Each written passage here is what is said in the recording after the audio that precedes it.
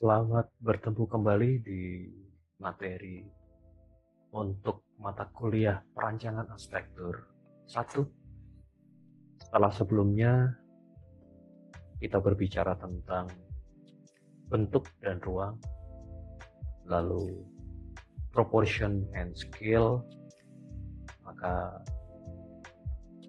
saat ini kita akan bicara tentang parti. Materi ini adalah materi persiapan. Materi persiapan untuk melandasi kalian dalam melakukan tugas ujian tengah semester. Apa itu parti dan apa kaitannya parti dengan tugas di ujian tengah semester, kita akan bahas di bagian ini. Parti pada pemahaman atau pada pengertian umumnya adalah sentral atau ide utama, atau ada beberapa yang mengatakan sebagai konsep dalam sebuah bangunan. Tapi mari kita lihat apa itu parti sebenarnya. Di beberapa kamus menyatakan bahwa parti adalah inti atau dasar dari sebuah perwujudan, atau mudahnya adalah the most basic organization principle. Jadi prinsip organisasi yang paling dasar yang mengekspresikan pemikiran arsitekturalnya, pemikiran desain arsitekturalnya. Bisa berupa skema, bisa berupa ide dasar konsep perancangan, atau idea yang menjelaskan secara menjelaskan secara mendasar yang kemudian akan termanifestasikan atau muncul dalam perancangan yang dilakukan oleh seorang desainer. Jadi fokus utama kita pada saat ini adalah desain arsitektural.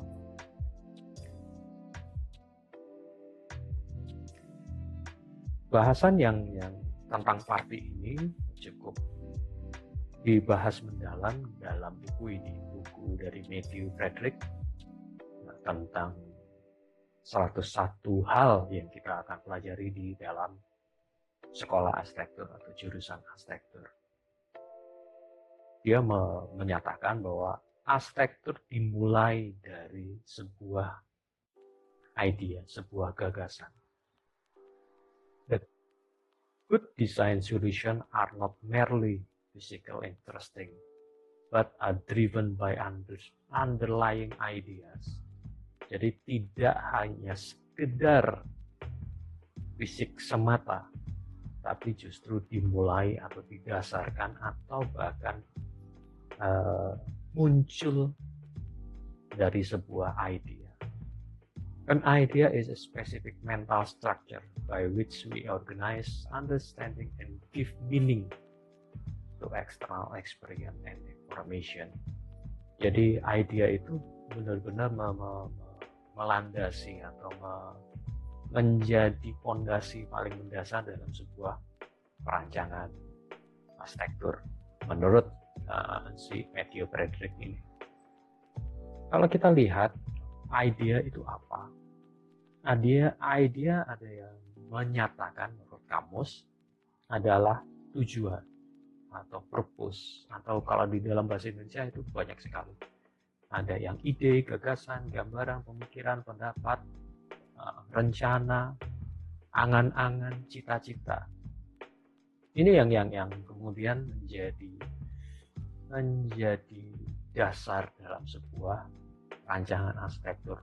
Sebenarnya pinginnya apa? Sebenarnya angan-angan dari seorang desainer arsitektur atau arsitek itu mau mencita-citakan atau berangan-angan atau punya gagasan seperti apa. Immanuel Kant menyatakan a concept of pure reason, jadi sebuah konsep dengan alasan yang sangat mendasar, alasan yang sangat murni. Mari kita lanjut. Nah, dari ide itu kemudian diterjemahkan, dipaparkan atau dijabarkan dalam sebuah party. Party is the central idea or concept of building. Party menunjukkan dari dasarnya gagasan itu seperti apa, angan-angannya itu seperti apa. Itu yang kemudian menjadi dasar dalam penjabaran arsitektural. A party diagram can describe meshing, entrance, spasial, dan macam-macam. Jadi diagram party itu akan kemudian menjelaskan sebenarnya si arsitek ini mau apa. Si arsitek bisa memulai dari mana saja, bisa tadi dijelaskan, bisa dari meshingnya, bentuknya, spasial hierarki ruangnya, hubungan dengan alam, hubungan dengan site, atau interior circulation, zonasinya, public, private, dan segala macam, dan hal-hal yang lebih luas lagi. Hanya kemudian menjadi hal yang perlu didasari bahwa party ini adalah sentral atau dasar dari sebuah konsep bangunan. Dijelaskan di loop ini sentral partinya, kemudian dia mengembangkan lebih lanjut party sebagai guideline dari berbagai aspek yang akan muncul dalam proses desain. Jadi party ini benar-benar menjadi tujuan, menjadi arahan dalam kemudian proses desain selanjutnya. Seperti ini, party menjadi dasar, kemudian ada beberapa prinsip desain, karakter yang digunakan dalam evaluasi nanti seperti apa. Ada masukan-masukan, ada faktor-faktor dari luar, dari site, atau kemudian ada yang disebut dengan studi presiden, pattern and best practice, artinya si arsitek belajar dari kasus-kasus sebelumnya, apa yang bisa dipelajari lebih lanjut. Adakah hal-hal yang kemudian bisa menjadi masukan dalam sebuah proses perancangan, dan itu menjadi si arsitek kemudian menjadi paham mana kesempatan pengembangan desainnya, mana batasnya, opportunities and limitation dari desain tersebut. Lalu ini juga hal-hal di luar dari desain itu menjadi tolak ukur, uji coba, testingnya. Jadi hal-hal di luar itu dites terhadap desain prinsipal atau ide dasarnya.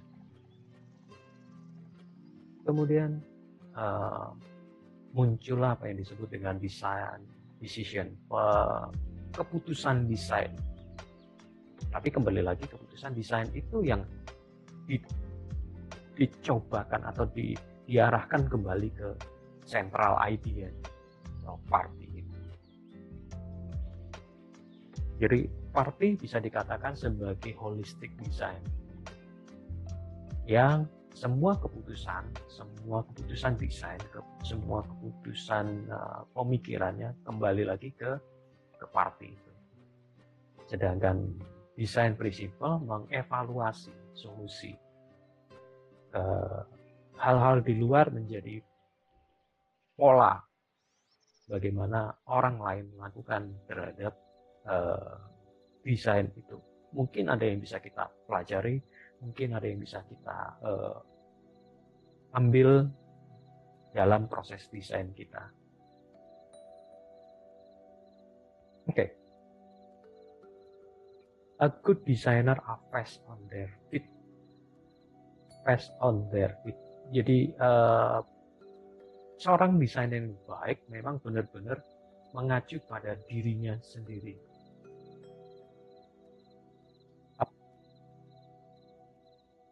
We don't abandon having a party, don't dig into tensions and defense scheme no longer work. Create another party that holistically incorporate all that you know about the building. Jadi benar-benar kalau memang perlu pengulangan atau perlu perbaikan terhadap party itu sendiri, ini adalah sebuah proses desain. A good designer understand the erosion of the party as a helpful indication of where the project need to go next. Jadi benar-benar party menjadi landasan, tapi pada saat bersamaan juga menjadi keputusan si desain kalau ternyata dalam prosesnya party ini tidak sesuai. Jadi benar-benar kembali kepada keputusan si desain itu sendiri dalam melanjutkan atau bahkan merombak semuanya party itu. Ini beberapa contoh. Saya kaitkan juga dengan beberapa tugas yang sudah teman-teman atau kalian lakukan kaitannya dengan daun. Dari daun mungkin bisa dikembangkan lebih lanjut menjadi sebuah atap, dari sebuah villa, dan coretan-coretan ini mungkin bisa dinyatakan sebagai skema party. Ide dasarnya adalah bagaimana daun itu bisa melingkupi sebuah aktivitas. Kebetulan aktivitas di sini adalah aktivitas sebuah villa. Atau lebih dalam lagi, struktur dari daun dikembangkan lebih lanjut, ternyata di bagian bawah dari daun punya rongga, dan rongga ini menjadi dasar pengembangan ide desain untuk sebuah kemah. Jadi gambar-gambar skematik ini adalah dasarnya adalah daun di bagian kiri atas, strukturnya diadopsi dari daun, kemudian dipikirkan apakah struktur itu bisa dikembangkan lebih lanjut untuk menjadi struktur sebuah tenda. Kepraktisannya, kemudahannya, kaitannya juga dengan bentuknya, kaitannya dengan keindahan bentuknya, kaitannya dengan fungsinya, dan segala macam. Saya kemudian mencoba mengambil salah satu contoh.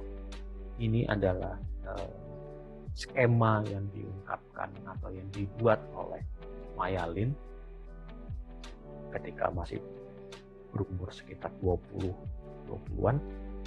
Dia memenangkan sebuah proyek nasional di Amerika, padahal pada saat itu dia masih belum lulus sebagai seorang mahasiswa jurusan arsitektur. Bahkan ini adalah karya tugas akhir yang kemudian memenangkan sebuah sayembara desain tingkat nasional di Amerika. Ini adalah sebuah memorial, bisa dikatakan memorial site gitu, untuk mengenang para pejuang perang Vietnam. Jadi ini skema dasarnya, atau bisa dinyatakan sebagai party. Sebagai bentuk, dia langsung ke bentuk sebagai bentuk dasarnya dengan beberapa ide. Pada bahasan selanjutnya ini yang diajukan, jadi yang sebelah kanan itu adalah usulan ketika dia memasukkan proposal ini ke dalam sebuah sayembara tersebut. Dan yang sebelah kanan foto dari Maya Lin lengkap dengan modelnya atau maketnya.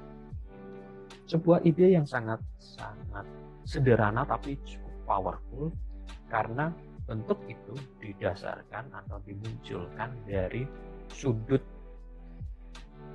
site itu sendiri, menjadi konteks tapak, konteks tempat bangunan itu berada menjadi sangat kuat, sehingga kalau bangunan itu bergeser ke arah, katakanlah ke arah kanan, bentuknya tidak lagi seperti itu.